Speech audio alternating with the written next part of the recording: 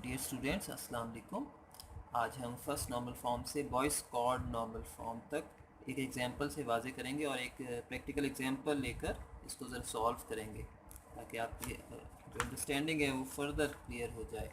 ज़रा देखिएगा, हमारे सामने बेचा एक सिनेरियो है। ये मैं आपको पहले समझा देता हूँ। रोल नंबर है इसमें, ठीक है। स्टूडेंट का एक टेबल है, roll number, course ID, advisor जो कि उनके टीचर होंगे। हर सब्जेक्ट का एक एडवाइज़र, एक सब्जेक्ट में बहुत सारे एडवाइज़र हो सकते हैं, लेकिन ये हमने थर्ड नॉर्मल फॉर्म में भी डिस्कस किया था, ठीक है। तो ये एक प्रोफेसर या टीचर की बात हो रही है। तो roll number, course ID, advisor, name, आपके कोर्स के क्रेडिट्स, मार्क्स एंड ग्रेड। अब ये देखिए किसका इंस्टेंस है। ऑब्वियसली आपके पास जब एक टेबल आएगा तो उसमें जो डेटा एंट्रीज़ होंगी, तो इन डेटा एंट्रीज़ को सामने रख कर ही आपने ये डिपेंडेंसीज़ जो हैं वो वाज़े करनी है। देखिए मैंने यहाँ पर कुछ डिपेंडेंसीज भी लिखी हुई हैं यहाँ पर, और ये डिपेंडेंसीज़, बल्कि एक डिपेंडेंसी यहाँ पर मिस हो गई। मैं लेट मी राइट, आप यहाँ पर मार्क्स से ग्रेड को भी कर सकते हैं, फाइंड कर सकते हैं। तो यहाँ पर टोटल 4 डिपेंडेंसीज हो गई। किस तरह से, तो देखिए एक स्टूडेंट है S1, ये C1 कोर्स पढ़ रहा है और इसको जो एडवाइस कर रहे हैं इस सब्जेक्ट में, ठीक है। सपोज़ ये मैथ भी हो सकता है, ये क्या फिज़िक्स भी हो सकता है C1। तो उसमें प्रोफेसर ए इसको एडवाइस कर रहे हैं और बच्चे का नाम, जो स्टूडेंट का नाम अली है, और इस कोर्स के जो क्रेडिट्स हैं, क्रेडिट आवर्स, वो 3 आवर्स हैं। हफ्ते में 67 उसने मार्क्स लिए इस कोर्स में, जिसमें भी ये एडवाइस कर रहे हैं। इस C1 कोर्स में इसने इतने मार्क्स लिए और उसमें ये ग्रेड लिया। अब ये जो डिपेंडेंसीज़ हैं, ज़रा देखिए। सपोज़ मैं अगर कहता हूँ रोल नंबर है, ये मेरे पास रोल नंबर से मैं नेम फाइंड कर सकता हूँ ऑब्वियसली, तो ये मैंने एक एरो लगा दिया, this is first. Course ID से आप कोर्स के क्रेडिट मालूम कर सकते हैं, ठीक है। ये आपके पास सेकेंड डिपेंडेंसी हो गई। बिल्कुल इसी तरह से मार्क्स अगर मैं आपको बता दूं तो आप उससे ग्रेड भी फाइंड कर सकते हैं। 67 अगर मैं आपको बता दूं, आप कह देंगे ये आपका C ग्रेड में लाई करता है, ठीक है। और जबकि ये जो बाकी हैं, फॉर एग्जांपल एक एडवाइज़र, मार्क्स एंड ग्रेड, ये आपके रोल नंबर और कोर्स आईडी मिलकर ही आइडेंटिफाई करें कि भाई आप कौन सा फ़लाँ स्टूडेंट फ़लाँ कोर्स में फ़लाँ एडवाइज़र से पढ़ रहा है और उसने इतने मार्क्स लिए और उसने ये ग्रेड लिया, ठीक है। यानी ये जो 3 है, ये 1 2 3, ये तीनों इन दोनों से मिलकर ही डिराइव हो सकते हैं। तो ये आपके पास एक कॉम्पोजिट की है, कॉम्पोजिट की के तौर पे बिहेव कर रहे हैं, और ये दोनों मिलकर इन तीनों को डिटरमिन करेंगे। तो इसमें टोटल 4 डिपेंडेंसीज होगी, 1 2 3 एंड 4। और यही डिपेंडेंसीज मैंने आपके यहाँ पर भी राइट कर दी हैं। ये देखिए, ये मैंने, अगर मैं देखिए इनको ABCD का नाम दे दूँ, इन एट्रीब्यूट्स को ABCD, ABCDEFG, ठीक है, ज़रा ताकि ज़रा आगे आपके लिए आसानी हो जाए और इसको हम फर्दर अंडरस्टैंड कर सकते हैं। सपोज़ मैंने इसको R0 कह दिया। मेरे पास ये जो रिलेशन है, इसको मैंने ये इस मेरे रिलेशन में, इस वाले इस टेबल में ये एट्रीब्यूट्स हैं, और इसमें जो फंक्शनल डिपेंडेंसी हैं, ये जो 4 फंक्शनल डिपेंडेंसीज हैं, मैंने इनको ABCD की फॉर्म में यहाँ पर लिख लिया। सपोज़ मैं A से D फाइंड कर रहा हूँ, या रोल नंबर से मैं आप ये नेम, स्टूडेंट का नेम फाइंड, तो ये A से D, इसी तरह से तमाम डिपेंडेंसीज मैंने यहाँ राइट कर दी। अब देखिए, जब आपके पास डिपेंडेंसीज आ जाती हैं, फंक्शनल डिपेंडेंसीज आ जाती हैं, आपने इस डेटा वैल्यूज़ को देखकर ये फंक्शनल डिपेंडेंसीज खुद से राइट कर ली। अब आपने यहाँ पर जो है प्राइमरी की फ़ाइंड करनी है, कैंडिडेट की फ़ाइंड करनी है, कि कौन सी इस टेबल में कैंडिडेट की होगी। ऑब्वियसली वो कैंडिडेट की है, वो जो प्राइमरी की है, वो तमाम एट्रीब्यूट्स को यूनिकली डिटरमिन कर रही होगी। जितने भी इसमें एट्रीब्यूट्स हैं उन सब को डिटरमिन कर रही होगी। अब यहाँ पर कौन सी है, इसके लिए हमने लास्ट टाइम एक चीज़ देखें डिस्कस की थी, एक कुलिया है, आप कह लीजिए, एक रूल ऑफ थंब कह लीजिए। ये जो राइट साइड पे एट्रीब्यूट्स हैं, ठीक है, यहाँ पर कौन कौन से एट्रीब्यूट मिसिंग है।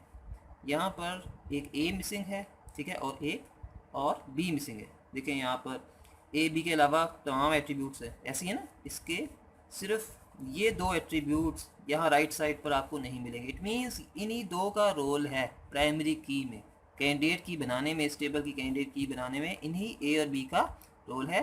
तो अब ये नहीं पता आपको कि ये A और B जो हैं ये मिलकर दोनों कैंडिडेट की बना रहे हैं, प्राइमरी की बना रहे हैं, या ये एक A ही काफ़ी हो रहा है या B एक काफ़ी हो रहा है। तो उसके लिए फिर आप इसका क्लोजर फाइंड करते हैं, ठीक है। आप देख लेते हैं भाई, फॉर एग्जांपल A को आप अलग से देख लो, यानी इस ए बी जो आपने ए बी निकाला ना, ये इस ए बी को आप ज़रा पहले इसका सबसेट्स को भी देख लो, पहले ए को देख लो फिर बी को देख लो, बाद में इन दोनों को इकट्ठा भी देख लो, इनका क्लोजर फाइंड, ताकि पता लग जाए कि कहीं कि कौन सी वाली कैंडिडेट की प्राइमरी की मुनासिब रहेगी आपके लिए, ये वाली रहेगी, ये वाली रहेगी या ये वाली रहेगी। ठीक है, ए का ज़रा देख लें।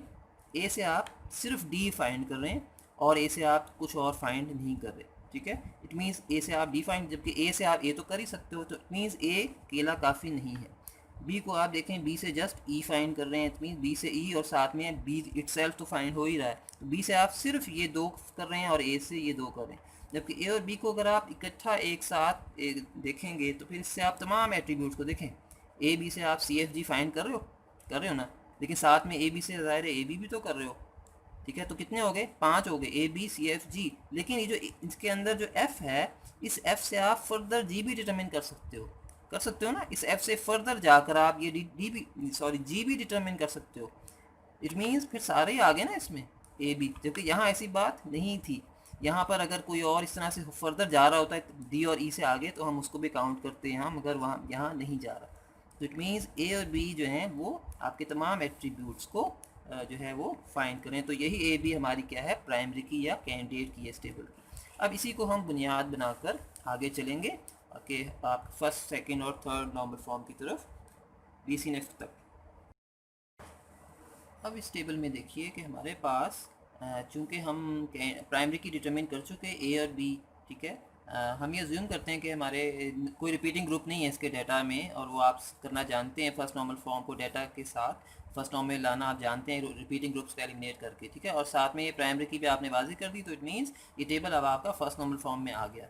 लेकिन इसमें कुछ फर्दर एनॉमलीज पाई जाती हैं, हम आहिस्ता आहिस्ता आगे बढ़ेंगे। देखें इसमें आप, ये हमारे पास ए और बी अगर प्राइमरी की है तो इसमें कुछ पार्शियल डिपेंडेंसीज पाई जाती हैं। देखें ज़रा, ये आपके पास टोटल डिपेंडेंसीज हैं इस टेबल में।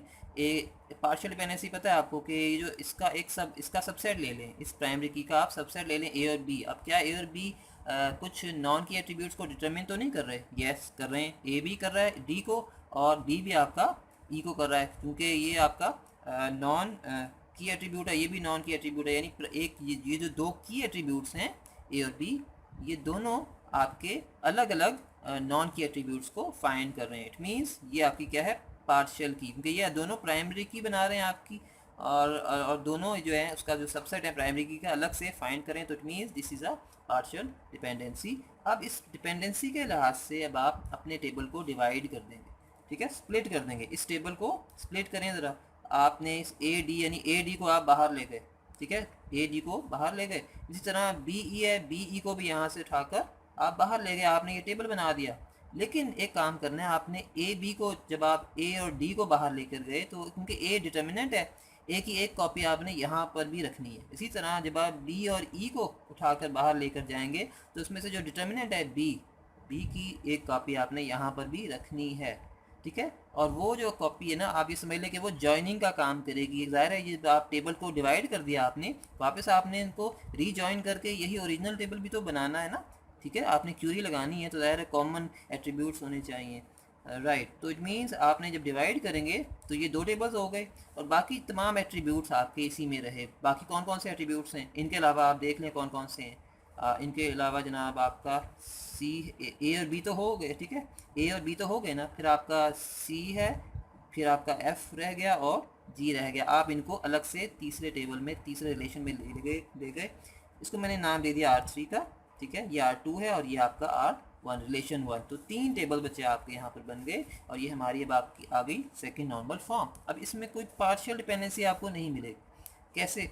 इसकी प्राइमरी की क्या है, ए है और ए डिटरमिन कर रहा है डी को, इसकी प्राइमरी की बी है और ये ई को डिटरमिन कर रहा है। जाहिर है पार्शियल का काम ही नहीं है, सिंगल एट्रीब्यूट है, ये भी सिंगल एट्रीब्यूट है, पार्शियल का कोई काम ही नहीं। ये सेकंड नॉर्मल फॉर्म में है, ये भी सेकंड नॉर्मल फॉर्म में है। क्या ये सेकंड नॉर्मल फॉर्म में है? देखें ज़रा, इसकी प्राइमरी की ये है, ठीक है, कॉम्पोजिट, और ये फाइंड कर रही है आपकी तीनों एट्रीब्यूट्स को, लेकिन ए अलग से फाइंड नहीं कर रहा है यहाँ पर सी एफ जी को, ना बी आपका अलग से फाइंड कर रहा है। इट मीन इस प्राइमरी की का कोई सबसेट जो है ए बी, कोई सबसेट जो है ए या बी, वो नॉन की एट्रीब्यूट्स को डिटरमिन नहीं कर रहा है। इट मीन्स ये भी आपका अब सेकेंड नॉर्मल फॉर्म में है, इसमें कोई पार्शियल डिपेंडेंसी नहीं है।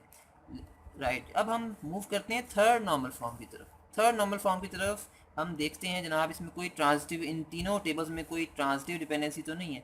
ट्रांजिटिव आपको पता है नॉन की को डिटरमिन करना है। इसमें कितने नॉन की हैं? एक ही है, ज़ाहिर है कोई काम ही नहीं है। ठीक है, दो कम से कम हो आपके तो वहाँ चांस होता है। यहाँ भी एक ही नॉन की है, ये वाला, ये आपका की एट्रीब्यूट है, ये नॉन की एट्रीब्यूट है, तो एक ही नॉन की है। तो इट मीन्स ये आपका सेकंड में भी है और ज़ाहिर है थर्ड में भी है, जिसमें एक ही कोई ट्रांजिटिव डिपेंडेंसी का काम नहीं है।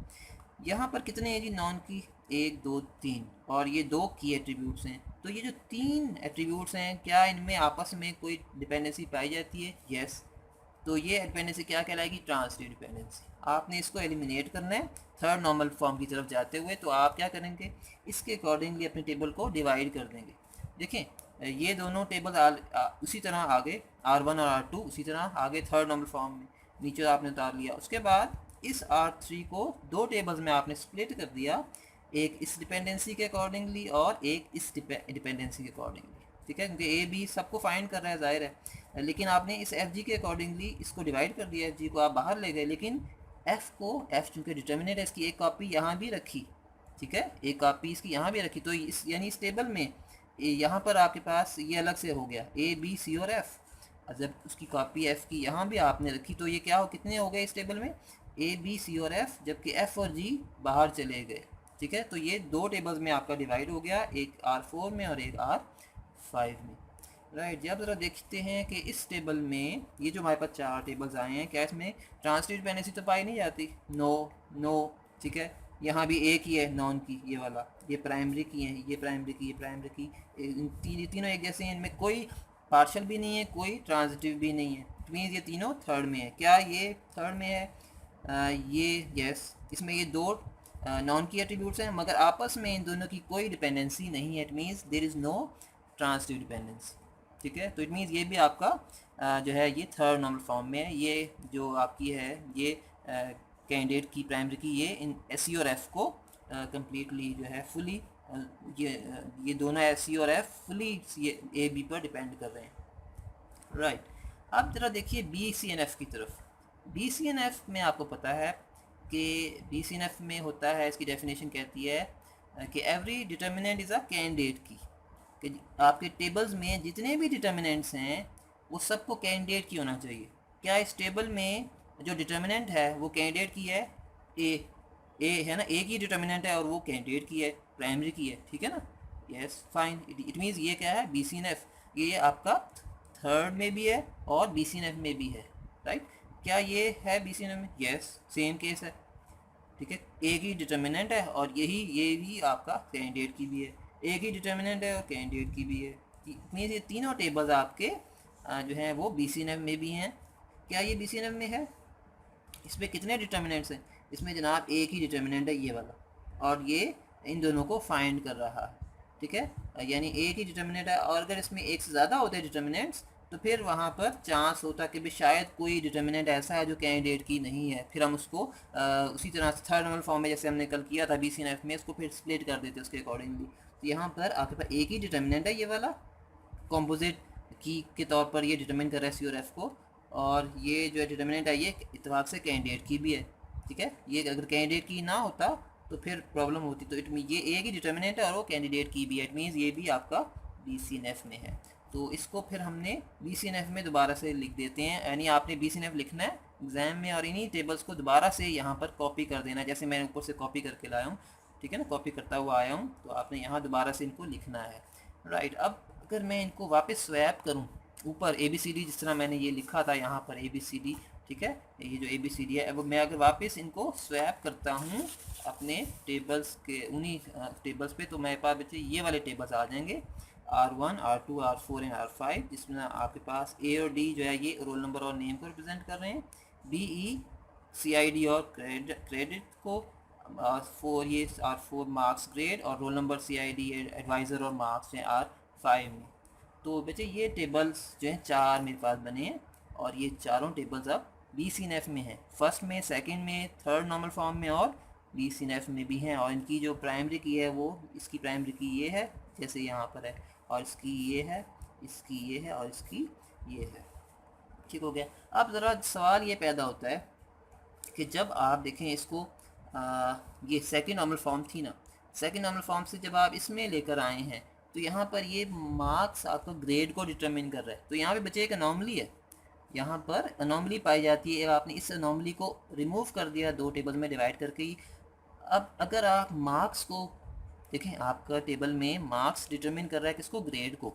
ठीक है, क्योंकि आपके पास टेबल में जो है मार्क्स अगर हैं, ठीक है, और वो ग्रेड को डिटरमिन अगर कर रहा है तो इट मीन्स आपके पास तो यहाँ पे अनोमली क्या है। सपोज मैं कहता हूँ जनाब आपने मार्क्स की दुरुस्ती कराई, आपने पेपर रीचेक करवाया, ठीक है, आपके अली ने एक पेपर ये वाला C1 का रीचेक करवाया है और उसके मार्क्स अब अपडेट हो गए जनाब 70 हो गए। तो वो क्या करेगा, इसको यहाँ से कट करके 70 लिखेगा, ठीक है, लेकिन उसको साथ साथ ये भी अपग्रेड करना पड़ेगा। ठीक है, सपोज 70 मैं जनाब कर देता हूँ 77 कर देता हूँ, सपोज उसको यहाँ पर अब B करना पड़ेगा ना। ठीक है, अगर वो ये नहीं करता काम, ठीक है, 77 यहाँ कर दिया लेकिन यहाँ B नहीं किया तो फिर ये मॉडिफिकेशन अनोमली हो जाएगी। ठीक है, लेकिन ये चीज़ अब आपकी यहाँ पर रिमूव हो गई। जैसे आप इसको यहाँ से ये सेकंड से थर्ड नॉर्मल फॉर्म में लाए हैं तो अब आपका G अलग से टेबल बन गया, अब ये चीज़ अलग हो गई। अब यहाँ पर वो नॉर्मली रिमूव हो गई। अब आपने सिर्फ एक ही अपडेट करना है, यहाँ पर उसके सिर्फ मार्क्स लिखने हैं और वो मार्क्स जो हैं किसी ने अगर ग्रेड अगर फाइंड करना है तो इन दोनों टेबल्स को ज्वाइन करेगा और फिर वो यहाँ से इस 67 का जो ग्रेड है या 77 का ग्रेड है वो भी वो यहाँ से फाइंड कर लेगा। तो ये तो फिक्स रहेगा ना, ये तो आपका फिक्स टेबल है, ये चेंज नहीं हो रहा, सिर्फ यहाँ एक ही एंट्री करनी पड़ेगी। तो ये बेटा एक अनोमली है जो आपकी रिमूव हो गई। तो इस तरह से आपके पास ये PCNF में हमारे पास बेटा ये टेबल आ गए और आप इसको देख सकते हैं। आप बेशक एग्जाम में इस तरह से ना करें ABCD, मैंने आपको सिर्फ ABCD वाला केस ये समझाने के लिए किया, ये जो कन्वर्ट किया ना ये वाला, ये समझाने के लिए किया। आपने इसको इन्हीं चीज़ों, इन्हीं एट्रीब्यूट्स के नेम के साथ वो करना है, ठीक है, और इसी को आगे लेकर चलना है। तो आपके पास जो रिज़ल्ट है वो ये वाला आना चाहिए। ठीक है, तो ये आपने इसकी प्रैक्टिस करनी है। Thank you.